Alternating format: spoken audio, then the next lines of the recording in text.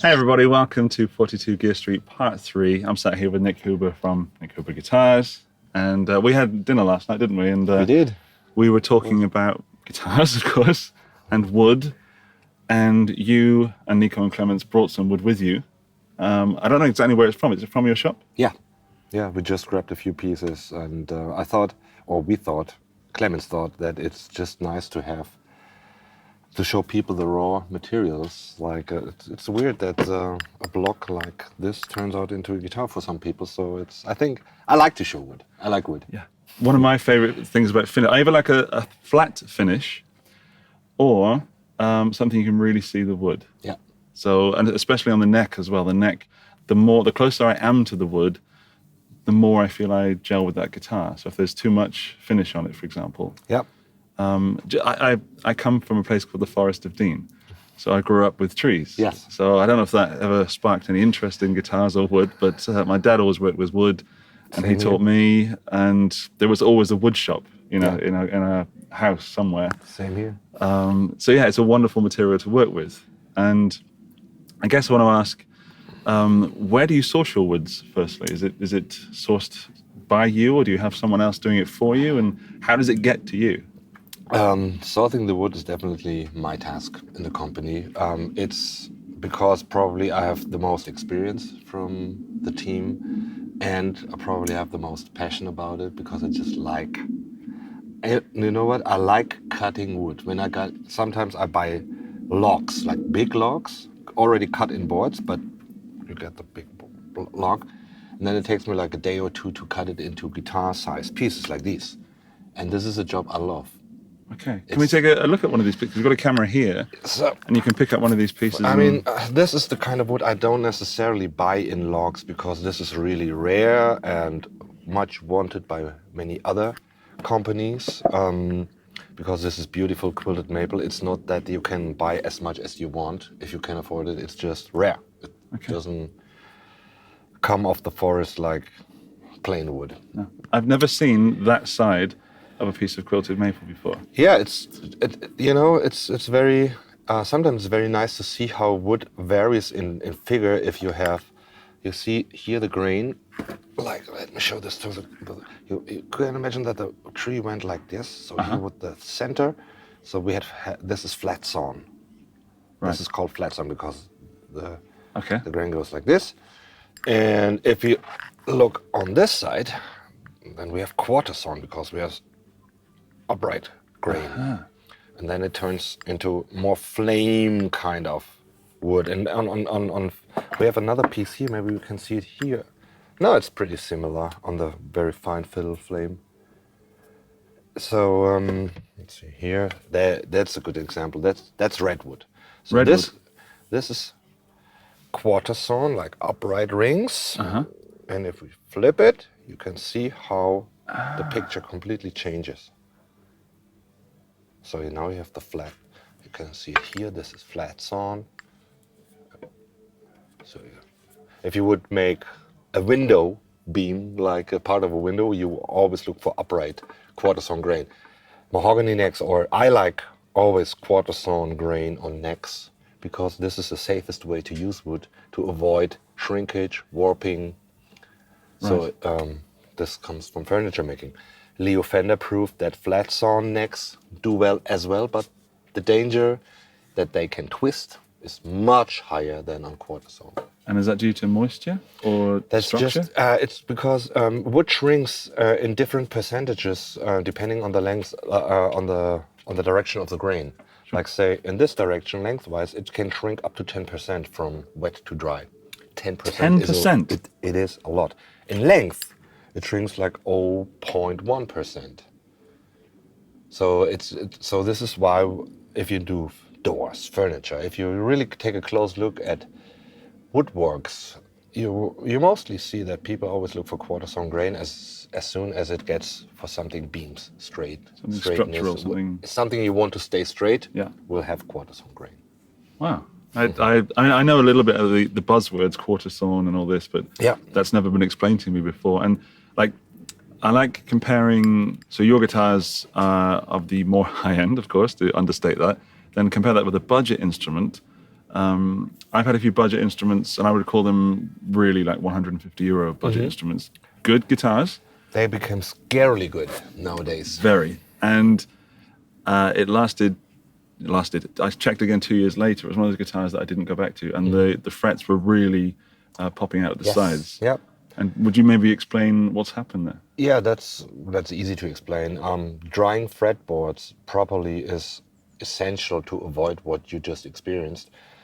The wood shrinks in different percentages, like I said, but for your fret is a piece of metal, so it stays at its length. And if the fretboard wasn't dried properly, like really dried, it will lose moisture while you receive the guitar. So that means the wood becomes smaller. And then the wood shrinks, the fret stays like it is. And this is what you don't want to have with a guitar. And this is, for example, we put a lot of effort in sourcing wood, cutting wood, letting the wood sit and dry. Sure. And it takes, I let sit my wood for, I have wood I bought 20 years ago. It's still there. I have wood I bought last year, which I will not use yet. I don't have an own kiln to really artificial dry wood, but I like to own wood. I don't have so much money in the bank, but I think I have quite a good stash of wood. I could build guitars for probably a couple of years without buying a piece. Wow. And this is a passion, and sometimes it's dangerous for my account if I see something very nice. And where do you see it? So you're saying if I see something nice, where would you be? You not look at a tree and say, that looks nice. So here's a good example. I brought one piece of flame mahogany.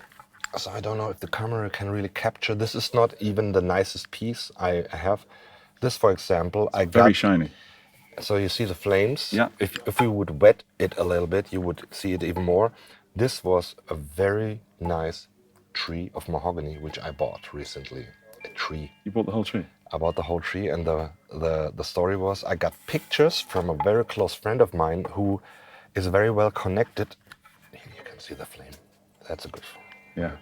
So who's very well connected to wood dealers internationally, and I got pictures of a log sitting outside somewhere. I could see pictures of the bark, of like the stump. It was, I think, 6 meters in length, maybe even a little bit more. And it said, hey, this one is available. I said, what is it? Yeah, it's flame mahogany. Where is the tree? Oh, it's still in Africa. Do you want it? I say, are you kidding me? This tree is very far away, so I cannot even take a closer look. So I got more pictures, but it was take it or leave it. It was the price of a decent car. And this was my biggest gamble I've done, I think, in my whole life. So it took me a while to should I do this? If this tree is at least a third part figured like I think it is a very good investment. If the whole tree is plain, I bought wood for kind of a high price, but still I don't know if it's heavy or if it's lightweight. So it's beautifully figured, and we make a lot of hollow guitars. So I can use denser wood. I actually love hollow guitars. Like the Space, for example, is hollow, and this is made from swamp ash now, but it's completely hollowed out like an art shop, like a violin. So I'm able to use also denser wood, but in this quantity, like a 6 meter tree with more than a meter in diameter. Make it a long story short, I said, yes, let's do this. And I was like scared for another couple of months because the tree came from Africa to Antwerp. Then it was transported to a sawmill. Then I went to the sawmill, and then the magic moment came where we started cutting. And it turned out that the entire tree is flame from tip to toe. So this was a very good deal. Wow. It was a lot of money I put on the table, and I can make many guitars from it for the next couple of years. But this is something that I enjoy a lot. I mean, put the money on the side, but buying beautiful wood and being kind of a safe side for the future. And the longer it sits in my rooms, the more I know it's dry, stable. And then we cut blanks like this. This is a body half. So is that part of that tree? That's part of that tree. Okay, then. Wow. Let's touch it. So, so we cut it in these sizes. Then we stack it up, pile it up, and I put dates on it when I bought it, when I cut it. And then I let it sit. And sometimes it's very nice to grab a piece of wood and say, oh, I bought this 15 years ago. How good is that? Wow. I don't know why, but when I see pencil markings on wood, it just instantly reminds me of being home with my parents and seeing my dad's. I mean, my dad would use wood for different reasons, of course. And I think he also, what you're saying reminds me of him, because he would just sort of collect pieces of wood. He wouldn't build guitars out of them, just fixing things. So this is, for example, obviously, I bought this in January 2017.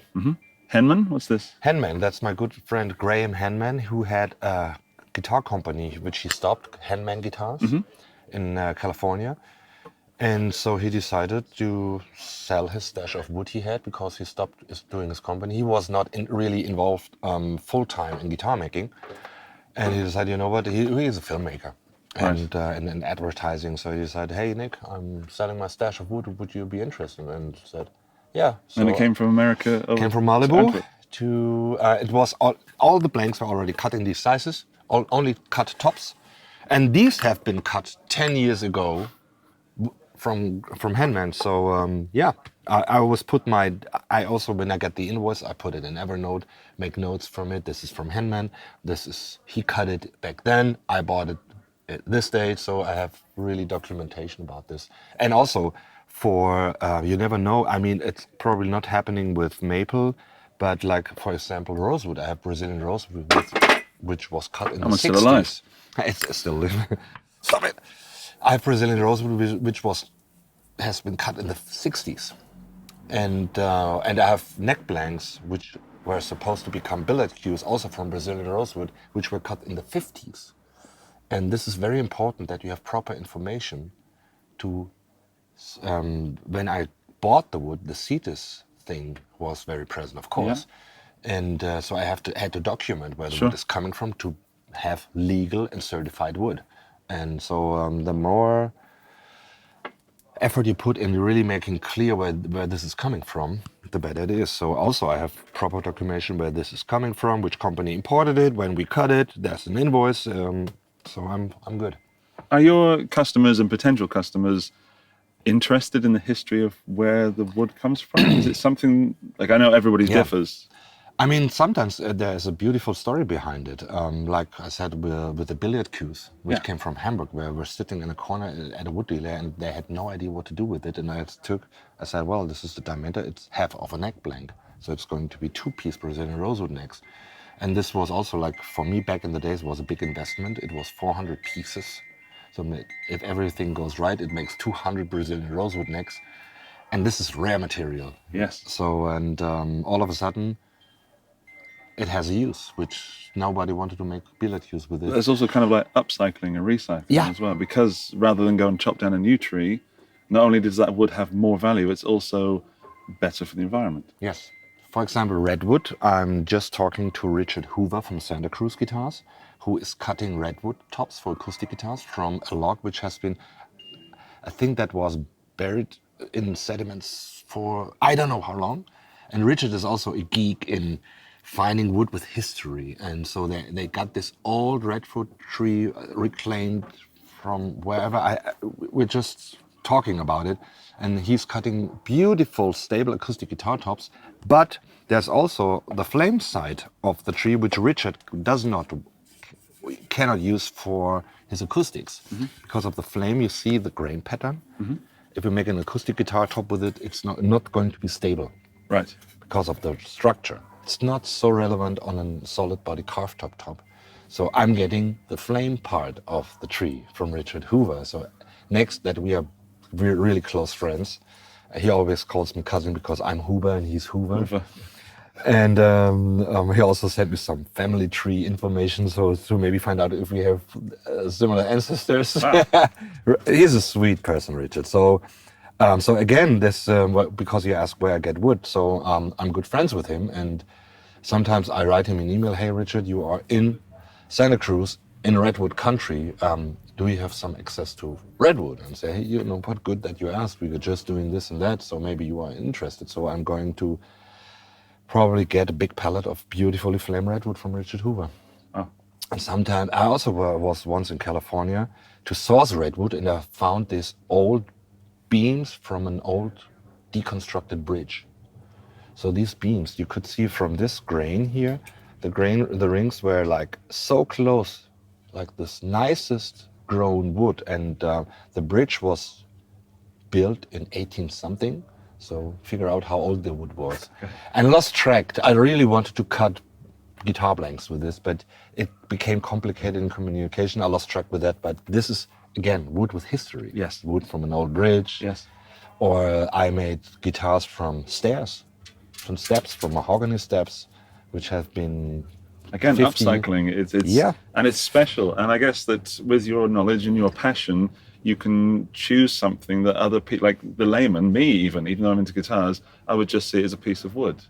Yeah, you know, and I'm always stating that I'm 100% behind protecting wood which is endangered, and start protecting while it's still growing, and not like it's the last tree, so let's start protecting it. No, sure. Start protecting it while we have many trees of it, yeah, right?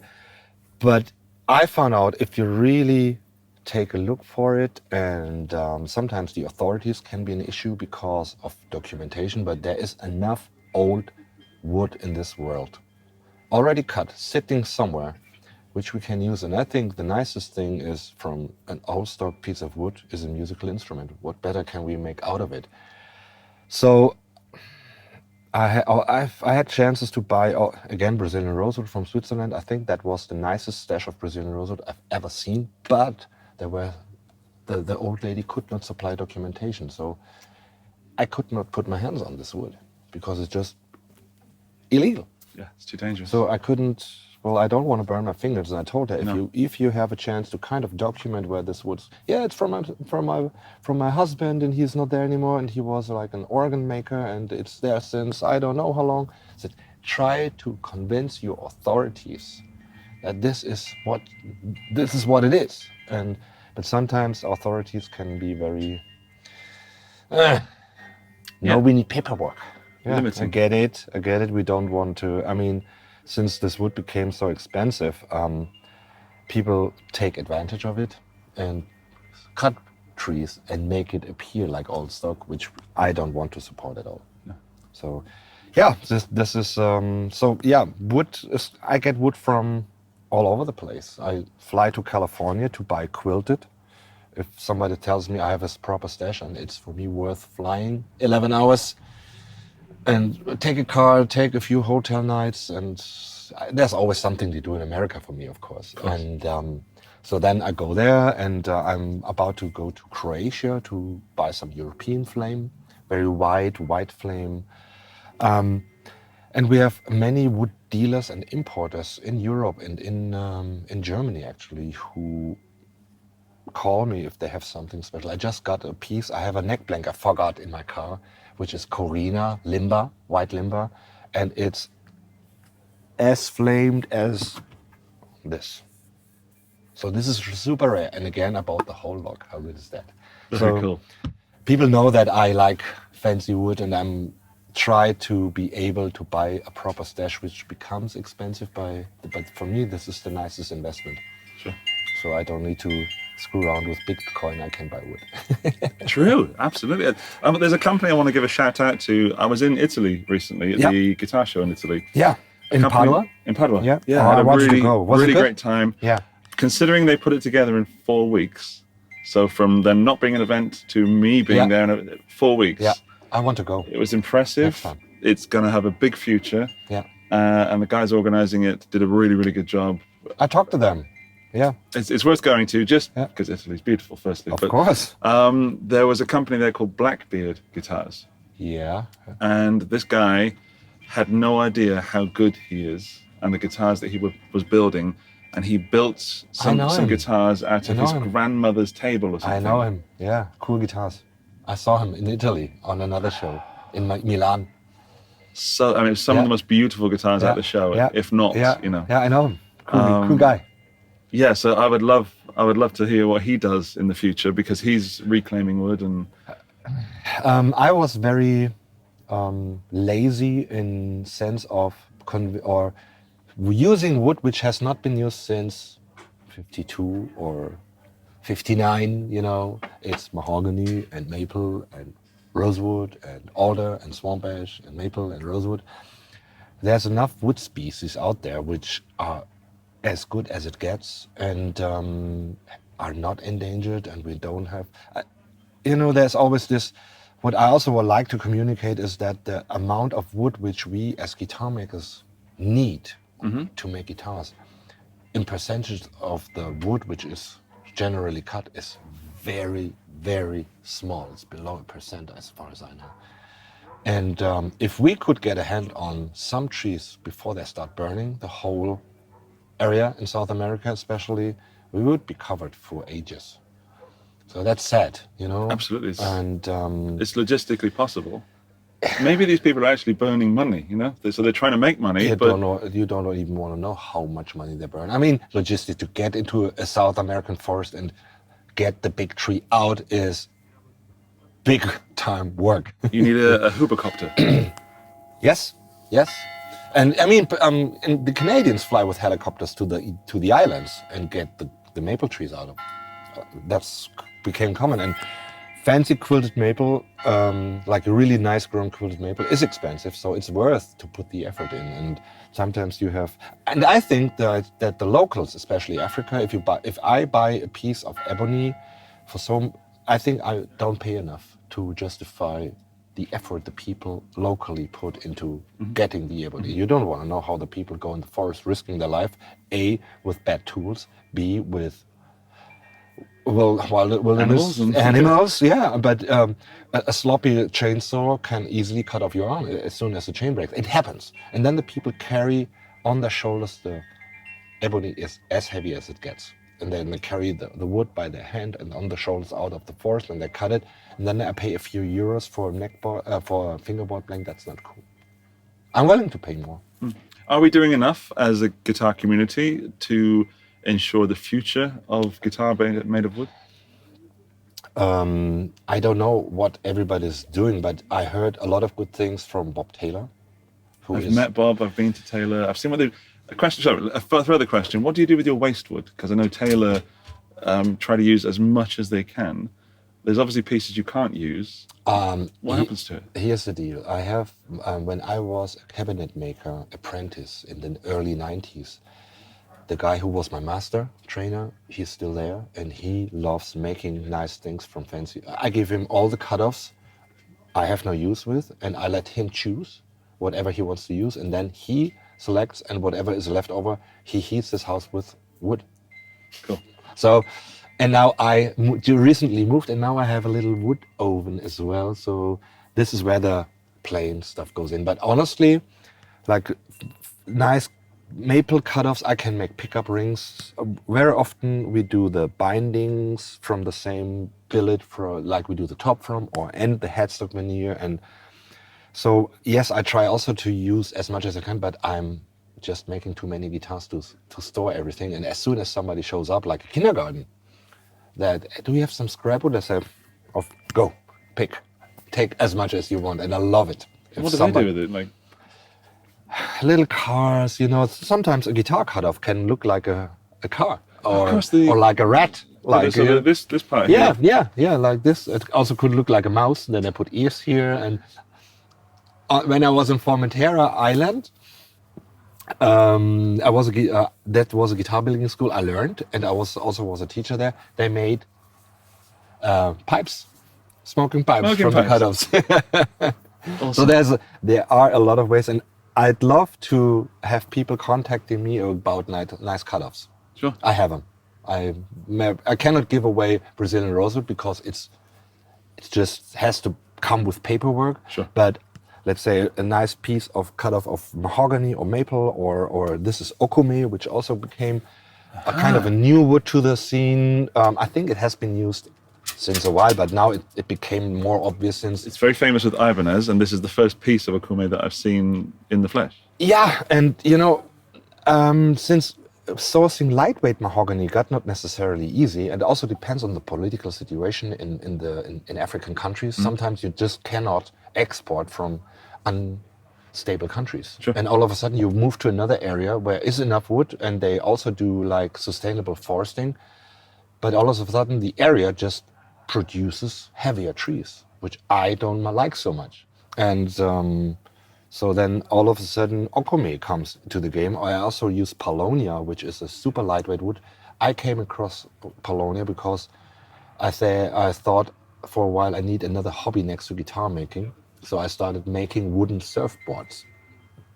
And all of a sudden, paulownia is in all the forums, paulownia, because it's very stable in relation to the weight. I said, paulownia, never had paulownia. So I remembered, I saw a piece back in the day, so I tried to source paulownia. Was very difficult to find in Europe. Then I found a company who is actually planting paulownia trees in Europe as an investment and to also bind carbonate, because the tree grows fast, it has big leaves. And I forgot about the exact metrics, but a paulownia tree takes a lot of carbonate from the air. So it's offsetting. Absolutely. So it's like for your ecological footprint is very good. So I got in contact with them. Then they supplied me wood for guitars because they wanted me to make guitars from the wood. And all of a sudden I'm making paulownia guitars and not the surfboard. Oh, wow. So again, and this is, 𝗚𝗨𝗜𝗦, and this is Flame. I got this from Valencia, where I went, and so I'm playing around with this, and I also made a 𝗏𝗏 with this. I'm making my 𝗚𝗏𝗧𝗏𝗏 with it. Works fine. Great. And I think this came up because lightweight mahogany became difficult, and now because going back to Bob Taylor, and I'm just waiting for samples of mahogany from the Fiji Islands. Wow. And they also do sustainable foresting there. So like they really control the tree, they plant trees, they cut trees, and I saw a big video about it and said, okay, just let's contact the guys. So, and if this is promising, which I think it is, because I just got an email from my friend and mentor from the States who said, yeah, go for it and get the wood. I'm very tempted to visit. Nice segue. We talked last night about me sometime visiting you at your workshop. Yeah. And I think I would love to continue this conversation at your shop. Oh. And I would love to see like the different stages of wood until it gets into a guitar, and then show you guys how, what you're buying or what you're looking at or what you're playing. So we're going to end this now because I can see your passion. And I really, really enjoy the energy coming from you because it's just natural. It feels so good to talk to someone. My favorite hobby. Yeah. So I want to say thank you, Nik. Thank you so much. Thank you. And I really enjoyed being with you and your son and Clemens. I look forward to having you in our shop.